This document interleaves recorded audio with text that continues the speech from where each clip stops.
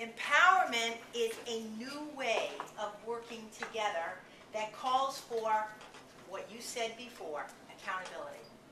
Now, there's accountability on 3 different levels. Level 1 is the organization. So the whole organization needs to have a sense that we are here and we're responsible for what we do.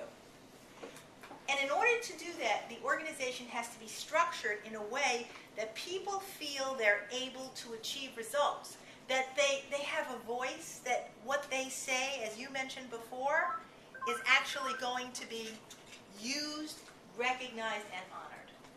Okay? So then we get to the second level of empowerment, and that is the management. And this is where we know that the managers are communicating freely. There isn't this feeling that information is being withheld as a power play. That doesn't make people feel empowered if information is held back from them, right? We know that in this level, for empowerment to happen, there has to be this sense of managers and employees as partners. So the whole concept of, oh, he's my boss, she's my boss, is less a part of this and more like, you know, we're working together to achieve results. So it's control, but it's a much less strict control. It's a loose form of control. And then finally we have level 3, and this is where the employees themselves are empowered. They feel the sense of responsibility. They're not calling off when they know that they have people counting on them, because they feel it's really important to work together to achieve the goals of the organization.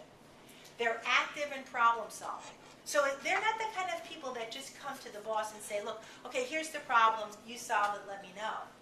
That's not an empowered workforce. An empowered workforce, employees bring problems to managers with possible ideas for solutions. You discuss it, and then together you come up with a real solution that works. Now, what happens many times is that organizations may start with a lean structure that allows for empowerment. In other words, it's what we call a flattened structure. But what happens is as organizations grow bigger and bigger and bigger, sometimes the layers grow bigger and bigger. How many of you have experienced that? Right?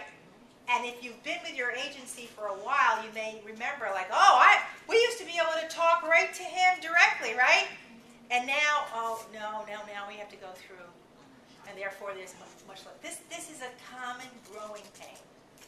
Now, let's be realistic. We can't change that. So today, in today's workshop, I want you to focus on that which you can work on, which is yourself and directly the people that you manage and supervise. You can't change the organizational structure, but what you can do is learn to work within the parameters of that structure to have as much empowerment going on.